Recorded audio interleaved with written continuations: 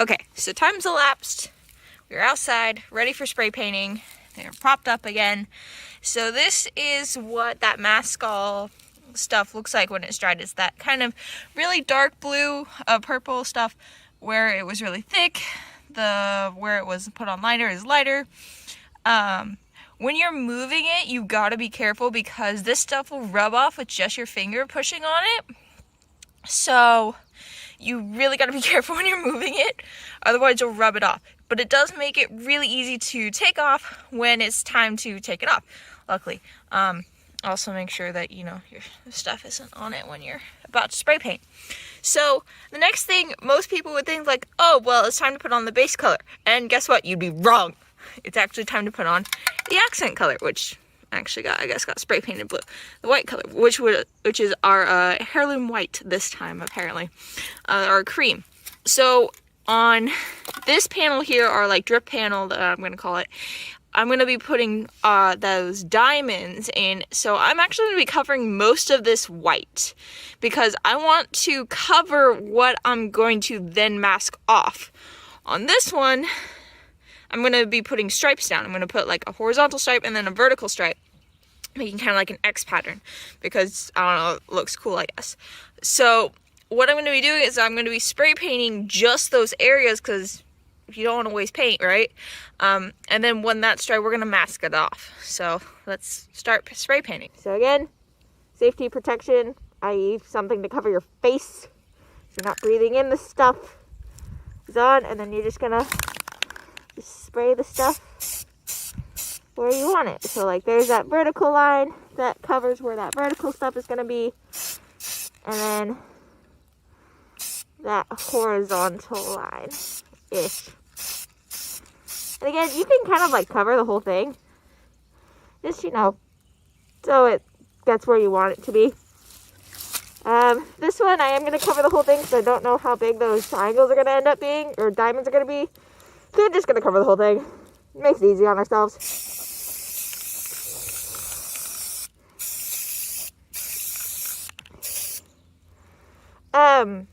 Something you can do is the starting of the weathering process where you can flick other colors into it. I personally didn't do it on the white just because I didn't have another set of white. But if I was doing it again, I would have probably put in like a true white flex into it, or maybe a more of a yellow into it. Just kind of like a light dusting from like really far away, so like that far away. And I'll show you what I mean when I do the blue, because I do that with my blue sets. But yeah, there's our white. Now we gotta wait for this to dry. And it's not like, it doesn't have to be our overnight wait that we did for the copper, but it needs to be more than what we did for between the coats of the primer and the copper. So it's probably going to be like an hour or so. I want this to really be like tacky to the touch. So we're going to see about this in an hour and we'll see. So we're back. This is dry. Now it's time to mask off our white. So I'm going to start with my crosshair one. What I'm going to be doing is we take one piece of tape, however wide you want it. And then what I'm actually going to be doing is actually a double strip across the middle. And then one down. So it'll be like twice as thick horizontally and then not as like normal thickness vertically. So what you really want to happen here is making sure that this line is really tight, because otherwise you'll get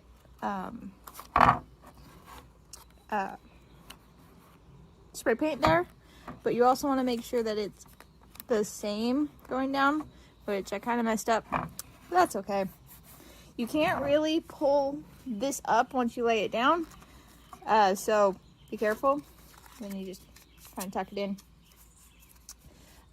You can't pull it up because if you pull it up, you're going to pull up the masking fluid that we put down initially. So whatever you put down, you put down. Then we'll put our vertical piece here. kind of, yeah, like that.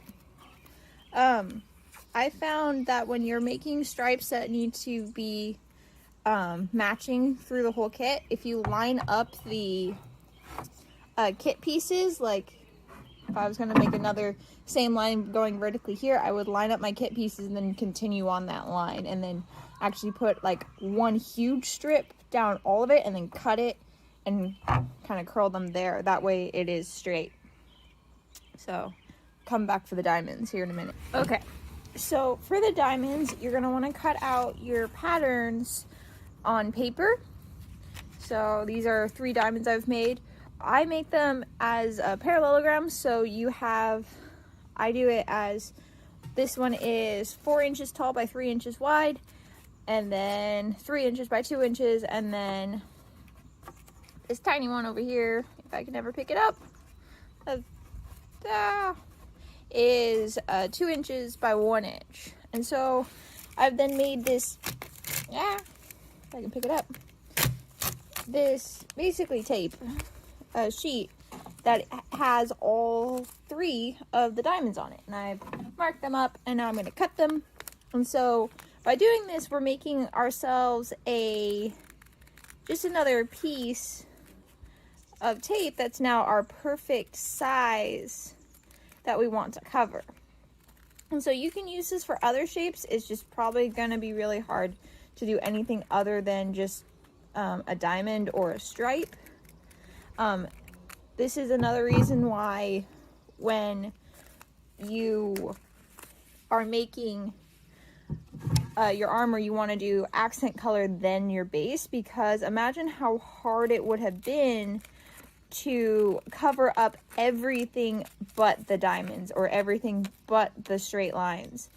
By doing the accent colors first, you end up with a lot cleaner, crisper straight line, as well as cleaner, crisper diamonds or whatever other shapes you want, because you're able to just mask that area. And that goes with if you want to just mask off your trauma plates, or if you want to mask off just that front face visor, like I have on mine. I'm just putting things there. I don't even know if I'm in frame. Cool. And so by doing that, you're just allowing yourself less stuff you have to mask, because if you have only a limited amount of tape, and so do you want to waste a whole bunch of it on masking off all of the base, or do you want to just mask off your accent? Awesome. And so the other bonus part, just clean this up. The other bonus part about using your paper guides is now you have your like base, to see if I can say this out. Now that you have your paper guides, you can kind of organize them the way you want with the paper guides before putting down your the tape ones, because again, once you put down the tape ones, you can't pick them back up because you're gonna pull off the masking fluid. I'm gonna put these down. I'm just gonna make a cool little pattern here. I'm just gonna put this one in the middle. And you're really wanting to push down your edges, because again, that's where your paint is gonna seep through. So the nicer, crisper your edges are, the better. Put this one down here. And then as soon as you have all of your masking tapes done, you'll be ready for your main color paint. Sweet. Yeah. There's one. There's two. All right. Time for some base color paints. All right, so it's been a while. It's time to peel these off. It's actually been a lot more than the time I normally said it would be, but you know, just it happens. So I'm just trying to peel this off kind of carefully. I mean, like if it comes all the way down to the rust layer, that's kind of fine.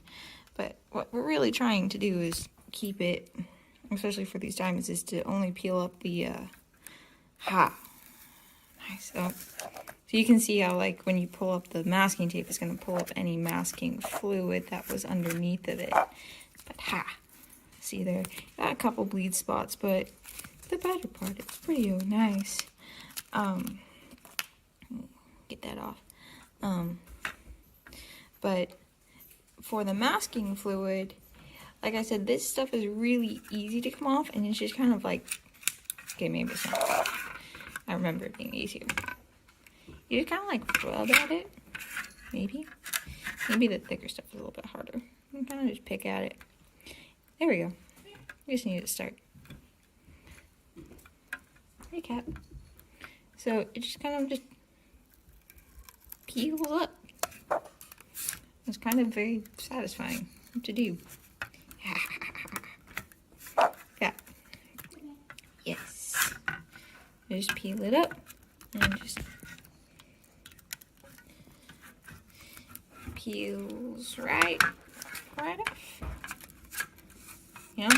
And so that gives you your resting effect. And so you'll be like, oh no, what do I do with that? Oh, you just kind of like lay it down and make it all weird.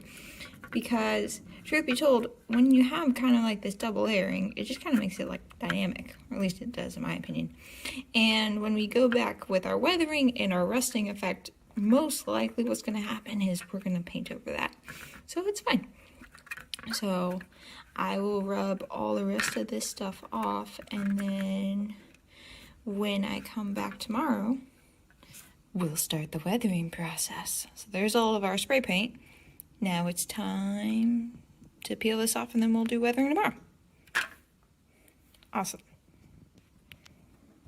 This is what our plates look like after all of the masking fluid and tape have come off. And now it's time to get down to weathering. So what we're going to start with is normally what most people do is a black wash, but because I don't, as a sniper, I don't see a lot of gunfire besides my own.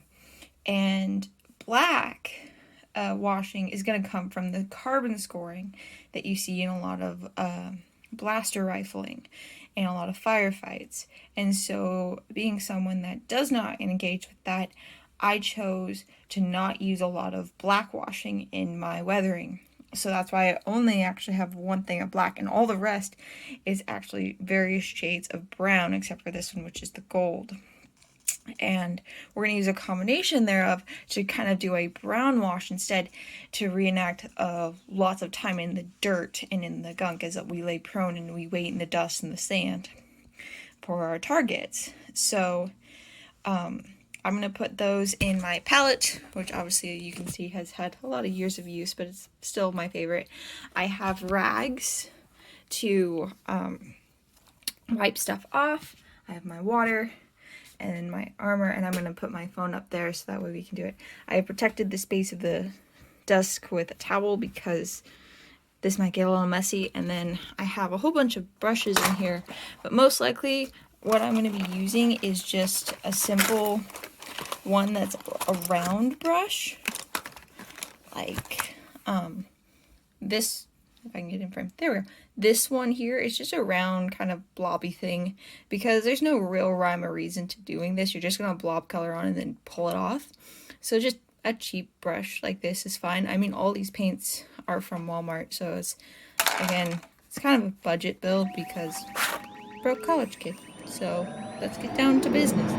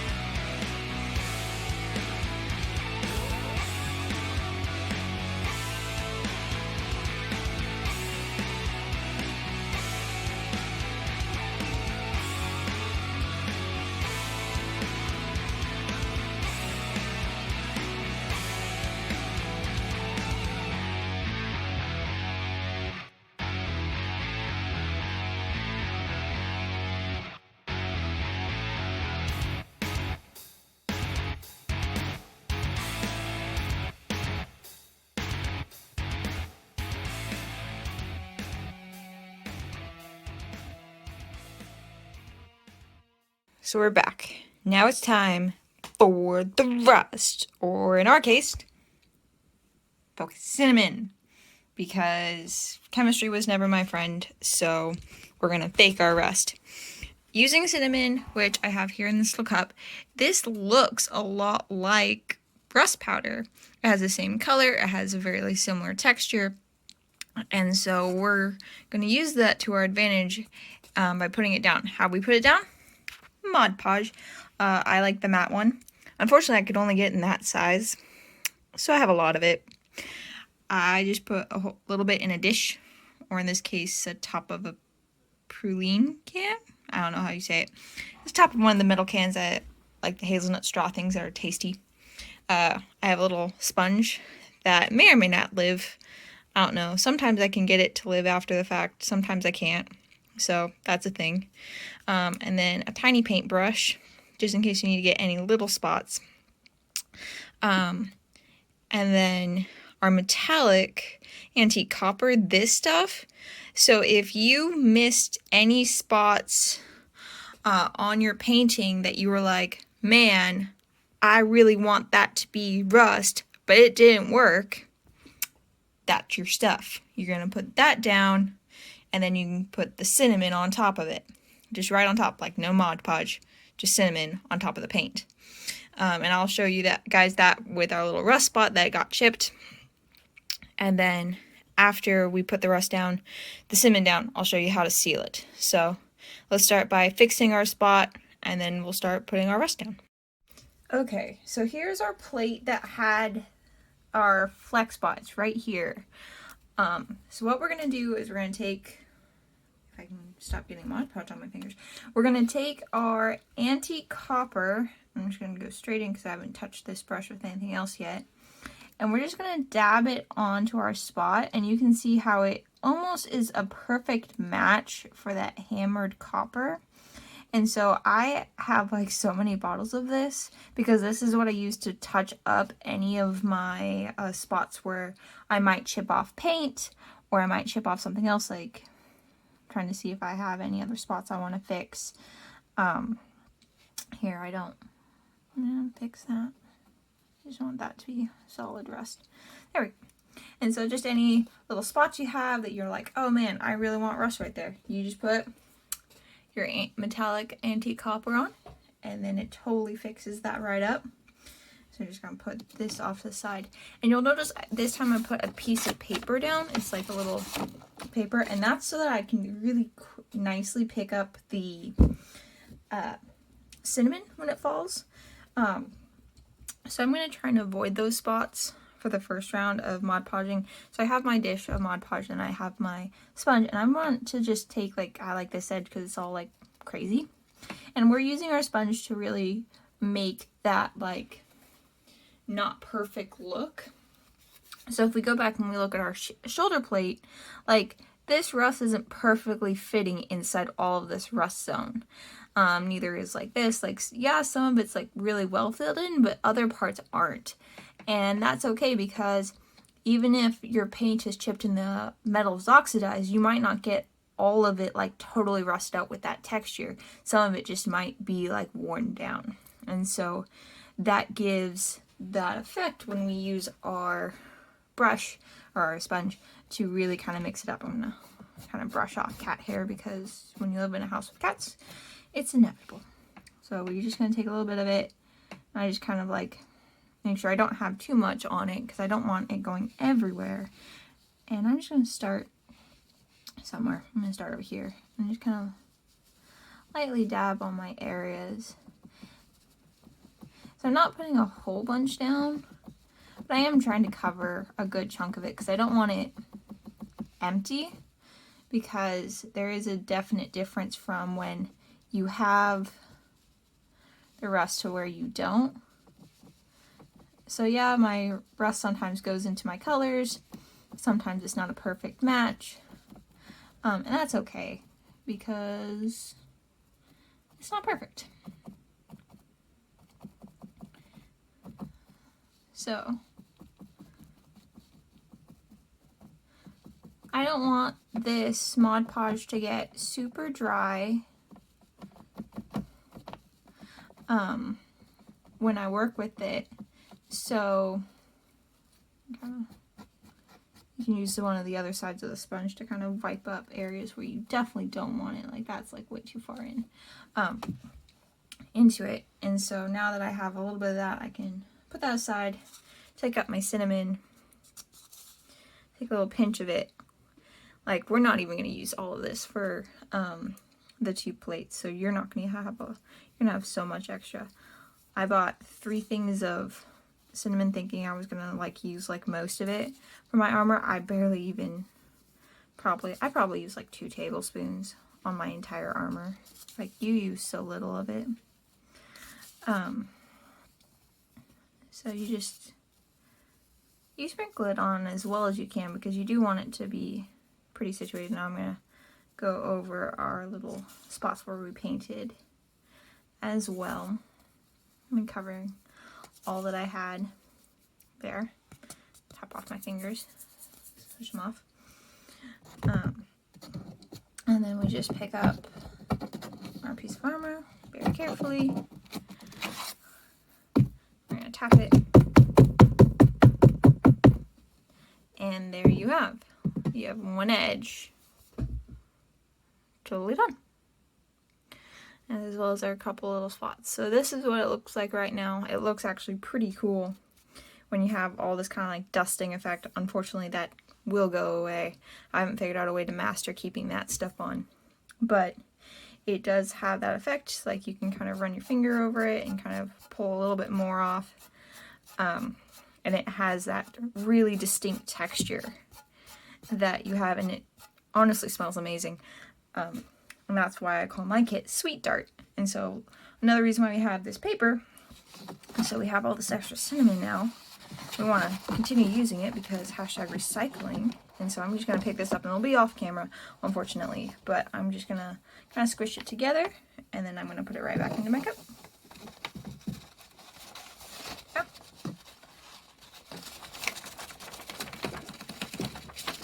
And so you can see on my paper where the Mod Podge did get on the paper. And so it did stick to the paper a little bit, and that's okay. But you can watch me while I go through the rest of it.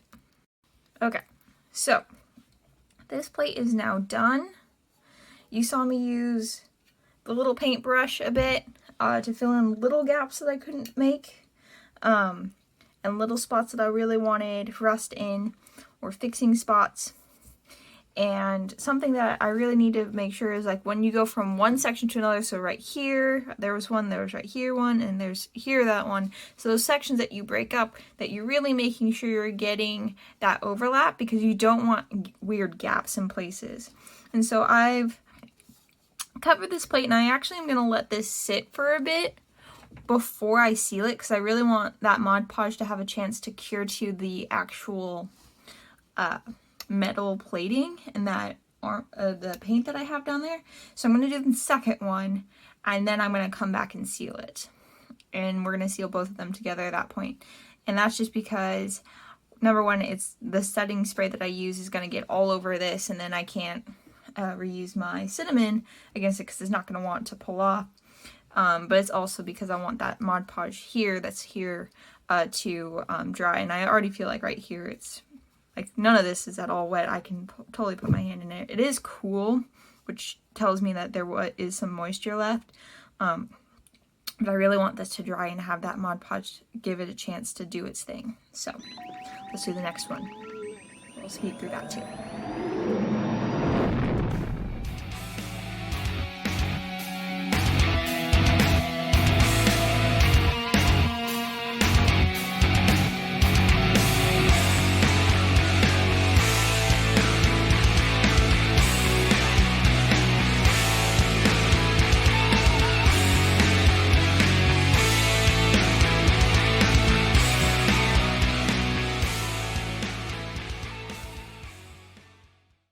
Now we are done.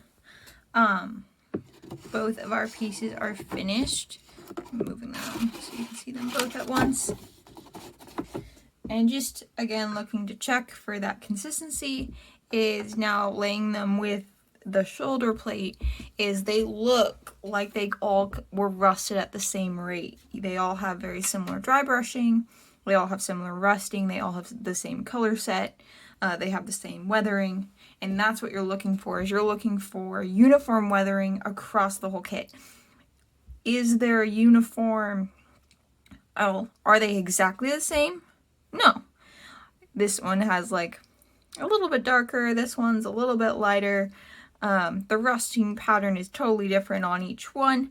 However, they look like they come off the same kit. And that's what we're looking for, is we're looking for the fact that this isn't haphazardly, I stole this from this Mando, I stole this from that Mando. It's, sure, I may have taken them off other Mandos, but I have made them my own. They are a uniform kit.